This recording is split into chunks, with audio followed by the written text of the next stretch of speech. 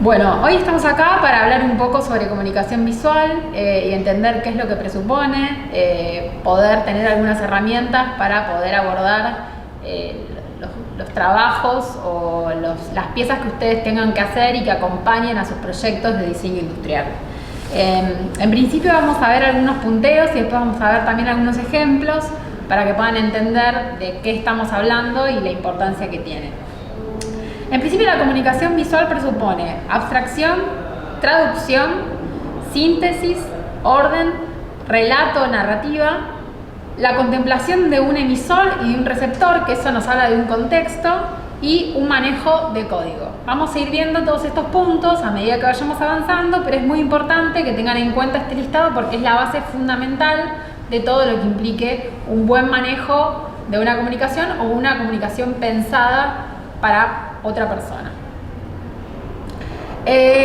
La humanidad siempre ha tenido la necesidad de comunicarse visualmente, o sea, siempre nos comunicamos visualmente. Desde un panel hasta un objeto siempre está comunicando de un modo visual. La acción de la comunicación visual presupone organizar, esto es súper importante, poder organizar los elementos que tenemos para poder contar algo, o sea, para poder construir un mensaje. Eso que quiero contar tiene que tener una intención, ¿sí? Esa intención es la postura que yo voy a tomar para poder contar el mensaje que quiero dar.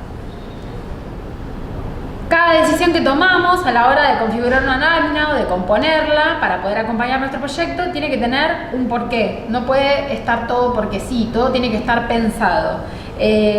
Toda la información visual que contemos o que volquemos en una pieza o en una lámina tiene que tener un porqué y está comunicando algo. Eso lo tenemos que tener en cuenta.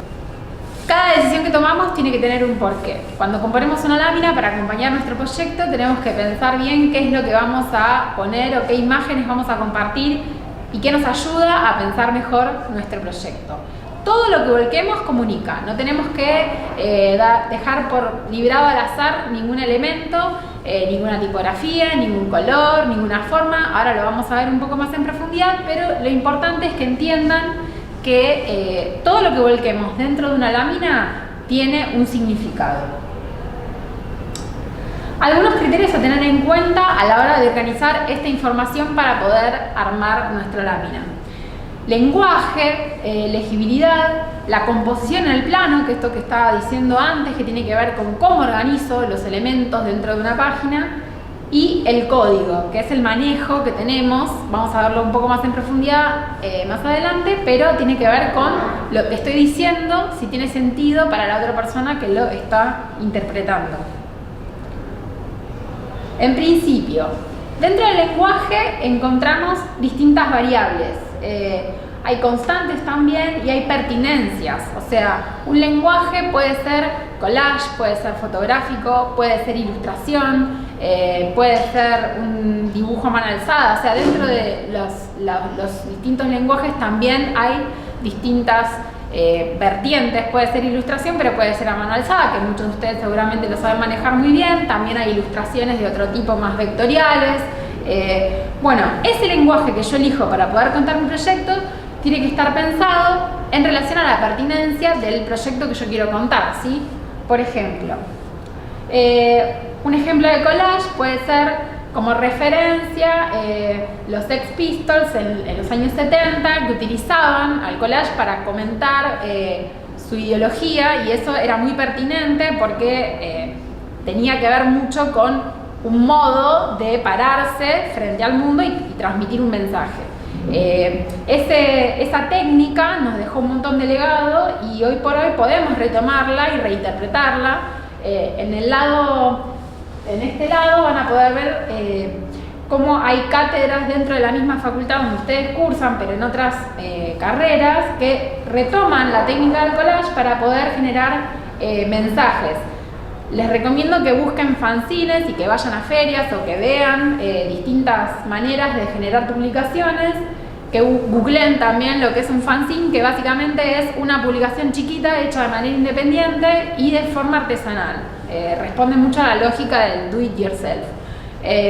Y que está hecha a base de collage, y después lo que se hace es fotocopiarla. Esto es cuando no existían las compus, pero bueno, es tan válido si es pertinente, este lenguaje es muy válido si es pertinente al mensaje que yo quiero dar, ¿no? Imaginamos que esto tiene una buena convivencia con la comunicación de un proyecto que sea probablemente no tan limpio y no tan puro, por decirlo de alguna manera, y sí tenga que ver con algo más desprolijo, que quiera contar algo que tenga que ver con un proceso, por ejemplo.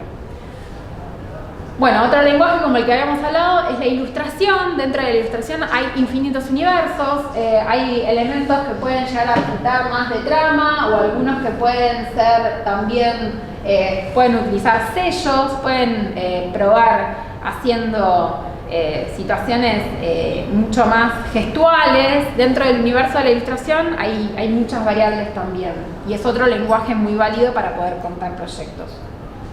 Está la fotografía. Yo acá elegí una de un fotógrafo muy conocido que se llama Martin Parr, que es inglés.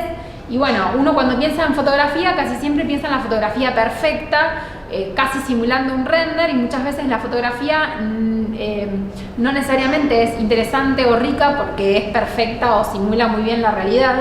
Podemos componer también con fotografías transmitiendo climas, transmitiendo ciertas composiciones o elegir elementos o hacer encuadres que nos ayuden a aportar desde la fotografía algo que también enriquezca la comunicación de un proyecto.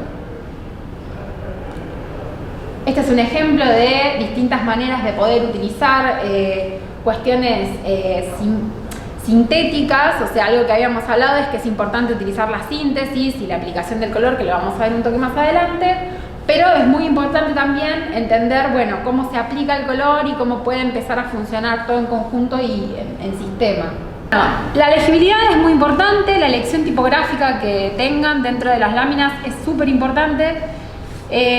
Cuando hablamos de legibilidad hablamos de que se pueda entender bien y se lea en la manera en que yo quiero el texto o el mensaje que yo estoy armando a nivel tipográfico en la lámina. Entonces, las elecciones tipográficas son muy importantes a la hora de acompañar o componer una lámina. Es interesante que puedan elegir tipografías sencillas, que no sean de fantasía, porque tienen ya, comunican más cosas que no necesariamente tienen que ver con un proyecto mío. O sea, es como si yo eligiera una tipografía que fuera de Disney y bueno, ya siempre va a tener la carga de comunicar Disney, ¿no?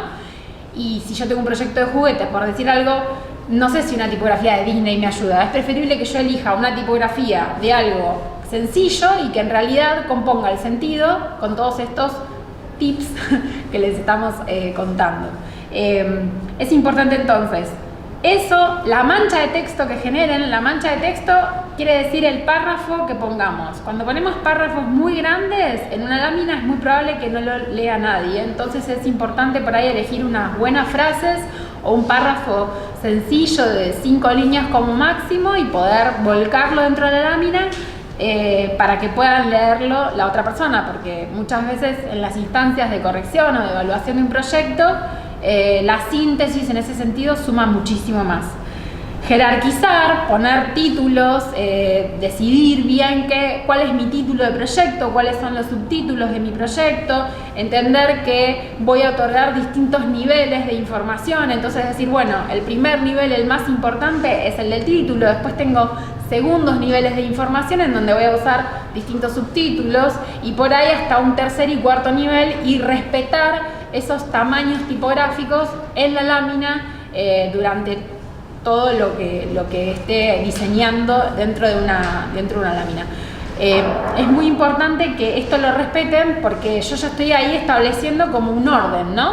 La persona que va a abordar mi lámina va a entender siempre que si este es este tamaño, seguramente sea un subtítulo, si es este es un título, y también la aplicación de color, ¿no? Si yo quiero realmente que haya un título mucho más sobresaliente que otro, además le puedo aplicar un color bastante más llamativo o que contraste. Ahora vamos a ver el tema de color, pero que contraste bien con otros. Acá en esta diapo lo que podemos ver un poco es distintas organizaciones de la información y cómo podemos marcar instancias de navegación dentro de, en este caso un libro, pero también puede ser en una lámina, de navegación a partir de la tipografía. O sea, cómo a partir de la utilización de una miscelánea, por ahí, miscelánea es todo lo que acompaña accesorio a la tipografía para poder remarcar o ayudar, que no tiene que ver directamente con la tipografía. Pueden ser, no sé, guiones, recuadros, distintas cosas que ayuden a ornamentar y a llamar la atención dentro de la composición tipográfica. Entonces, tal vez con un recuadro de color nosotros podemos remarcar en ese caso que es un título, o tal vez dentro de estos segundos niveles, que es lo que estábamos diciendo antes, podemos decir que por ahí hay uno que es más importante y yo a ese lo recuadro. Pero si yo le pongo un recuadro siempre a cada uno, no se termina de entender por qué son todos importantes. Entonces, si lo voy a hacer, tiene que ser a conciencia. También hay algunos ejemplos de cómo dentro de, por ahí, un texto negro puedo remarcar con color una parte que a mí me parezca importante, o por ahí puede haber una oración. Muchas veces se usa la negrita, pero también se puede utilizar la aplicación de color para poder resaltar alguna idea que nos parezca importante. En este caso es interesante poder ver cómo se puede estructurar una página y, digamos, ver el boceto de la estructuración de la página. Entender que la mancha roja es la fotografía, o sea, el espacio que me va a poder ocupar a mí la fotografía, pero pensarlo, ¿no? Decidirlo, decir, bueno, yo quiero que sea este porcentaje de la página y que este sea el título, que estos sean los subtítulos, que estas sean las columnas que van a ir después para acompañar la información. Claramente estas son más importantes que estas porque en cuanto a tamaño y en cuanto también a color, voy marcando también jerarquía, ¿sí? Es muy importante jerarquizar la información. También cómo puedo disponer las cosas dentro de una página, cómo puedo jugar con los bordes, con los vacíos. No hay que tener miedo a los vacíos. Los respiros dentro de la navegación de una página son muy importantes. Está bueno dejar espacios a conciencia y entendiendo en qué momento de la lectura de esa pieza estoy. Una pieza que utilizamos siempre para contar navegación y utilización tipográfica es esta de la Bauhaus, que es muy interesante la navegación que plantea porque yo puedo entrar por el tamaño de la tipografía, por el uso del espacio, también por el color. Entiendo que hay segundos niveles de lectura, entiendo que el 26 es importante. Acá por los tamaños puedo claramente determinar cuáles son las jerarquías dentro de esta pieza y cómo se me está dosificando la información a mí. Bueno, en cuanto a composición en el plano, tenemos varios elementos. Tenemos color, ocupación del espacio, formas, texturas y tramas y jerarquías. La composición en el plano es la conjunción de estos elementos que venimos hablando, de la tipografía, del color, cómo vamos a combinar en el espacio, en este caso la lámina, estos elementos para poder comunicar y armar mejor el mensaje. En este ejemplo podemos ver, por ejemplo, la aplicación de color, cómo va variando y cómo va resaltando o contrastando o apagando las partes que yo quiero contar. Algo muy importante para definir es la paleta de colores. En este caso trabajamos con fotogramas de películas de Wes Anderson, que recomendamos muchísimo que miren. Es súper interesante el uso del color que tiene y la elección de los colores que tiene. En este caso, lo interesante de Wes Anderson es que elige siempre colores saturados, probablemente 2 o 3 como máximo, y después elige paletas de desaturados. Entonces, por ejemplo, en este caso utiliza el naranja y el azul oscuro, y después utiliza un tono desaturado de naranja y un celeste que sería un desaturado del azul. Cuando ustedes componen, es interesante que en la paleta cromática elijan pocos colores y luego jueguen con sus saturados y desaturados, o sea, dentro de la paleta cromática de la que ya eligieron, que no empiecen a elegir 6 colores muy vibrantes porque después va a connotar algo bastante fuerte, medio pelotero probablemente, y no es la idea, salvo que sí sea la idea. Por eso, si acompaña el mensaje está buenísimo, pero tiene que estar pensado siempre. En este caso, por ejemplo, hay una ilustradora que se llama Solotero, que esto lo pueden ver en su Instagram, porque está en su Instagram. Ella juega con hacer bocetos diarios, a veces se pone objetivos de subir un dibujo por día de bocetos, y juega con una paleta de colores muy determinada. En este caso era blanco, negro y rojo. Y fíjense cómo puede cambiar muchísimo el rojo. Uno dice, bueno, lo voy a usar para que sea protagonista. Bueno, por ejemplo, en este caso, como el rojo es fondo absoluto y en realidad el protagonismo empieza a ser el blanco, pero por contraste. O sea, yo empiezo a lo que antes era lo positivo, empieza a ir para adelante. Entonces, acá también vemos, acá ella trabaja con acuarelas, pero bueno, se puede ver un poco los distintos niveles que se dan las paletas y los desaturados y los saturados, porque es acuarela, entonces la técnica permite que sea ahí mismo una gama, pero está bueno ver cómo con la aplicación del color yo puedo tal vez resaltar un punto, como en la cara del cuervo, en donde utiliza nada más que el rojo para marcar un ojo, y el negro para marcar a todo el cuerpo, y digamos, es interesante cómo no se abusa del color, sino que lo utiliza de un modo muy inteligente y muy pensado. También podemos pensar en las tramas y en cómo se utilizan las tramas en relación al color, cómo a partir del uso del color yo puedo resaltar distintas partes. Esta trama es el resultado de esta imagen, o sea, es esta misma imagen repetida varias veces en chiquito. Entonces es interesante cómo desde esta imagen más grande, esta forma, se puede llegar a una trama así, y cómo yo sintetizándola y apagándole algunas cosas y resaltándole otras, empiezo a generar una morfología, una forma que yo empiezo a entender como trama.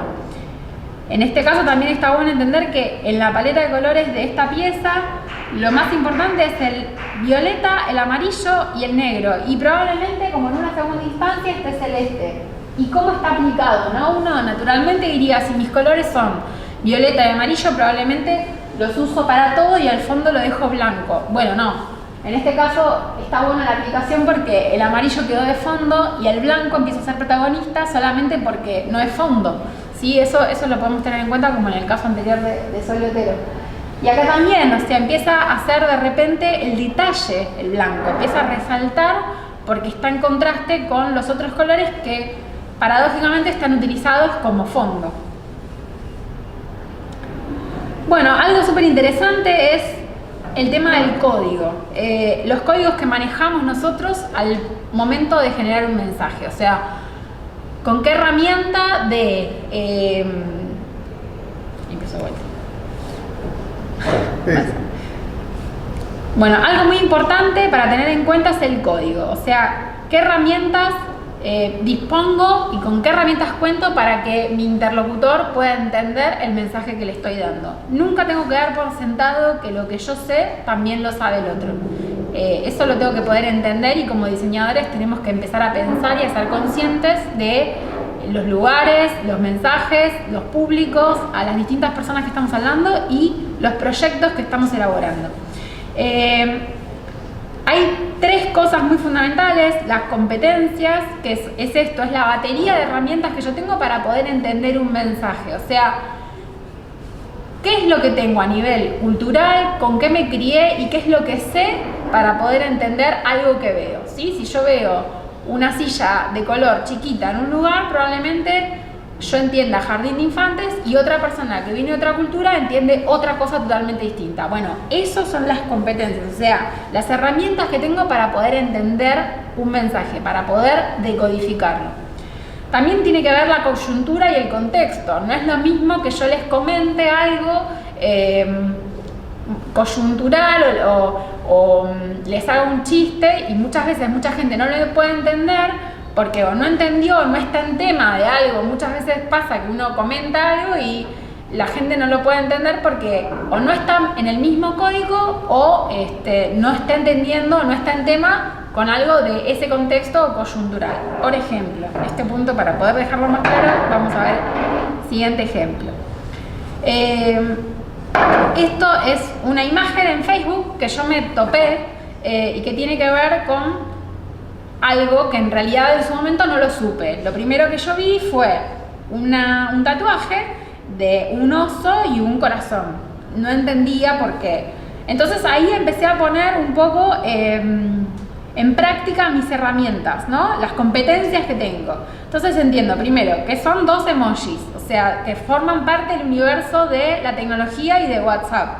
Después, que son 2 emojis de un lenguaje de iPhone, o sea, que tiene que ver con alguien que tiene iPhone y que utiliza WhatsApp. Después es alguien joven, porque entiendo que es alguien que maneja cierta codificación de lo que puede implicar un emoji al lado del otro y generar un sentido. Después tuve que poner en juego el tema de la coyuntura, y esto fue hace un par de semanas, hace 2 semanas, y entender que había un oso y un corazón, y no entender. Lo primero que entendí probablemente fue alguien que le gustan los osos, alguien que por ahí, no sé, en este momento lo pienso, hace frío y digo, bueno, alguien que tiene frío y le gustaría estar como un oso o alguien. Esas son las cosas que yo empiezo a construir y a decodificar a medida que me voy encontrando con esta imagen. Esas son las herramientas que yo tengo. Ahora, cuando después googleé un poco o se lo mostré a un amigo o empecé a ver esto con otras personas, pude entender que coyunturalmente había ocurrido un partido de River, que había un jugador que se llamaba Prato, al que festejaba en modo oso, y que un fanático muy grande lo que hizo fue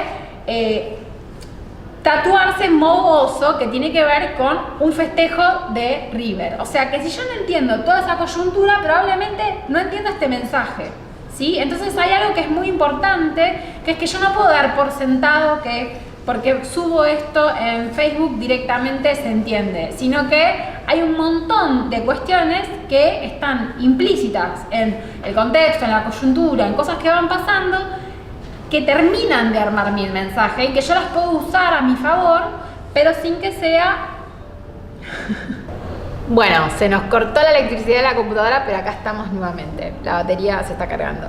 Entonces, lo que estábamos diciendo era que este mensaje solamente puede ser entendido si tenemos las herramientas para poder decodificarlo. O sea, si contamos con las competencias para poder decodificar este mensaje. O sea, entender que un oso al lado de un corazón implica un festejo de River, que quiere decir modo oso, que implica al jugador Prato, es algo que solamente puedo entender si tengo las competencias, que no necesariamente implica tener sabiduría o ser culto, sino poder contar con datos. Datos no necesariamente intelectuales o científicos o de super sabiduría, sino eso, saber, por ejemplo, en este caso, un dato de la coyuntura. Un caso muy claro de la utilización del código son los memes. Los memes los podemos entender únicamente si manejamos cierta batería de herramientas y de competencias.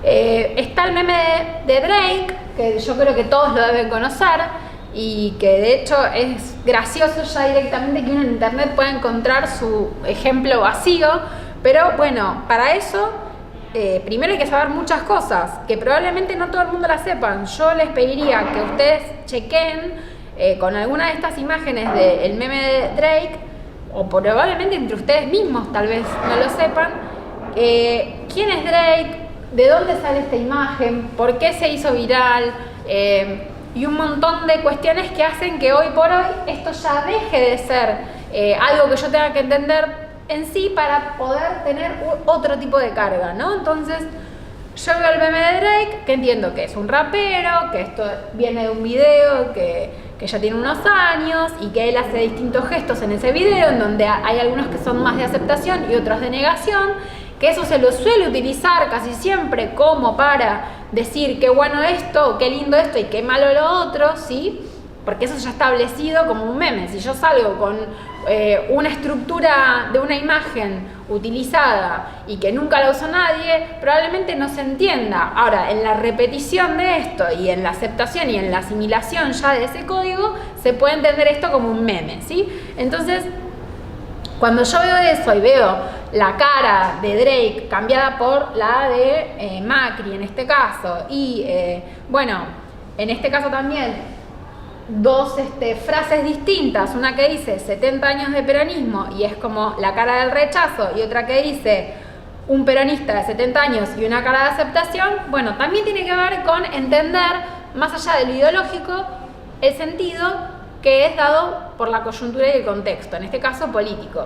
Este meme es de cuando fue asignado Pichetto como el vicepresidente para la fórmula de Mauricio Macri, para ahora, para el 2019, y bueno, el discurso establecido desde el macrismo de que el peronismo es algo que está rompiendo el país desde hace 70 años y es algo negativo, pero si yo agarro esa misma oración y de una manera inteligente la cambio y digo un peronista de 70 años, sí me gusta, o sea, es algo que solamente se entiende si yo tengo todo esto que acabo de dar por sentado o explicado, pero que claramente hay que tenerlo, ¿sí? Entonces, traspolando esto a la configuración de una lámina, si yo elijo los elementos para ponerlos dentro de mi lámina y pienso que son, que tienen que aportar, no sé, un chiste o que tienen que aportar seriedad, o eso lo tengo que pensar y lo tengo que entender en relación también a la persona que va a estar mirando esta lámina, ¿sí? Yo no puedo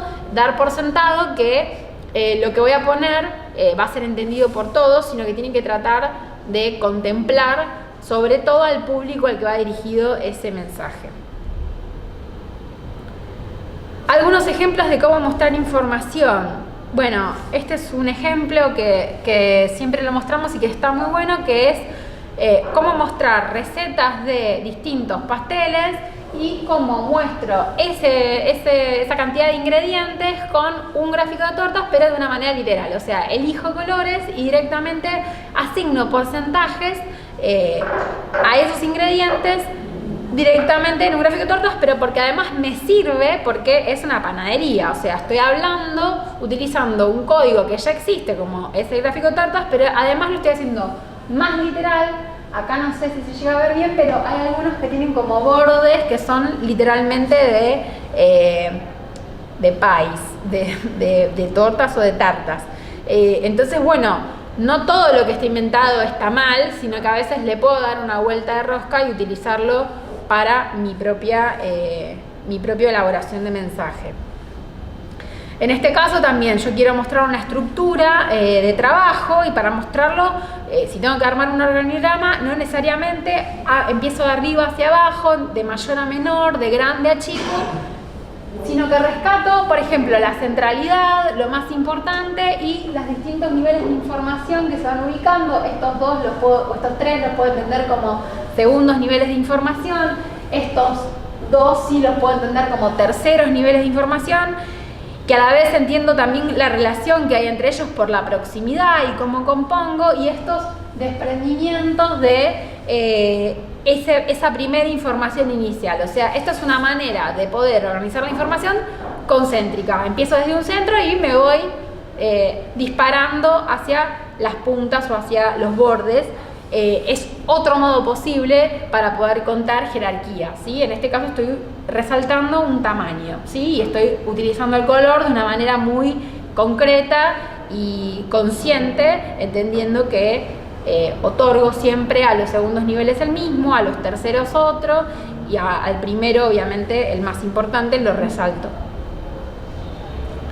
Este es un fixture de la Champions, y bueno, también es un modo de organizar información de un modo circular, o sea, como solamente con la lógica de las camisetas o los colores de la camiseta de cada equipo puedo empezar a contar dónde estuvieron o en qué instancia están o cómo se cruzaron, de dónde vienen, cuáles son los principales. Es una forma más de poder contar algo así. Ahí paré un poco porque este lo voy a saltear. Ay, bueno. Acá tenemos un ejemplo de traducción de información. Unos vecinos lo que hicieron fue poner en cada uno de los locales del barrio estos pequeños aparatitos que tenían 3 botones, que eran uno blanco, uno azul y uno amarillo, y se votaban distintas cosas.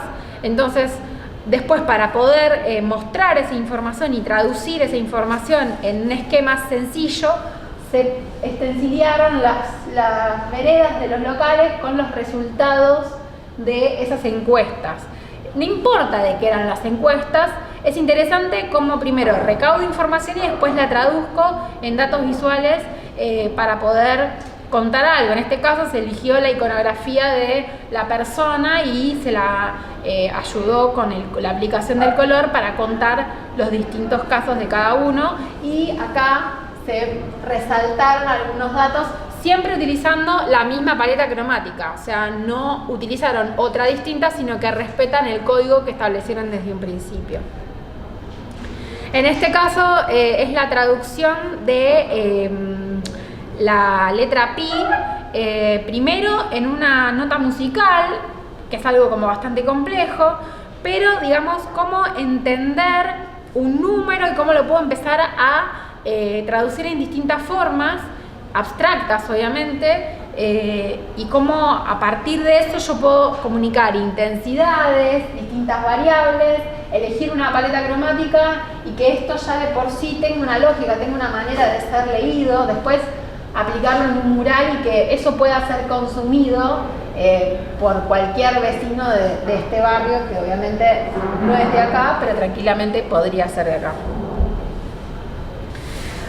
Este ejemplo me parece muy interesante porque es la traducción de datos en algo material, es un proyecto de representación de información en 3D sobre artículos que hablan sobre o en relación a Irlanda en el New York Times desde el 92 hasta el 2010. Entonces, según la cantidad de veces que fueron apareciendo, fueron imprimiendo y poniéndole datos a estas tablitas y termina mostrando un volumen de información que también termina siendo visual, ¿no? Una información, es como si fuera un gráfico de barras, pero traducido en una información 3D. Por último, un ejemplo muy claro, ustedes ya lo deben conocer, este año deben estar escuchando un montón sobre la Bauhaus porque se cumplen 100 años. Este es uno de los primeros esquemas de estudio para la carrera y es interesante porque uno siempre suele ver un cuadro con una información y mostrar, bueno, una correlación, y en este caso esta idea de que hay algo que lo envuelve todo y que luego hay distintas materias que ocupan un lugar más central, hay una que probablemente es la más importante y de la que se desprenden otras, hay otras que son como las del borde total, probablemente sean algo que son comunes a todas y conceptos que hay que tener siempre, o sea, sin entender el idioma incluso puede entender la intención que hay dentro de este gráfico. Entonces, para terminar, lo importante es tener los datos que queremos contar, los datos duros, o sea, la información que tenemos para contar, todo eso que se nos ocurrió y a lo que llegamos y la información que vamos a elegir para decir de nuestro proyecto, y que es importante traducirlo a algo visual, o sea, ejercer la abstracción, abstraernos muchas veces, agarrar y decir, bueno, si esto tuviera que ser una forma o si esto tuviera que ser un sistema de formas, ¿cuáles elegirían? ¿Cuáles acompañan mejor a mi trabajo? ¿Qué lenguaje elijo? ¿Qué paletas de colores elijo? ¿Qué familia tipográfica elijo? Y elijo una y no todas y uso sus variables que pueden ser, no sé, negrita, itálica, las que son light, o sea, distintas variables para mostrar cosas más importantes y no. Jerarquizar toda esa información, las imágenes, qué tipo de imágenes voy a utilizar, si las voy a poner como collage, las voy a poner súper prolijas, y organizar todo esto. Y a partir de eso generar una visualización, proponer una lectura al que está del otro lado, o sea, darle un mensaje, construirle un mensaje que yo quiero que entienda, ponerle una intención a eso que quiero decir.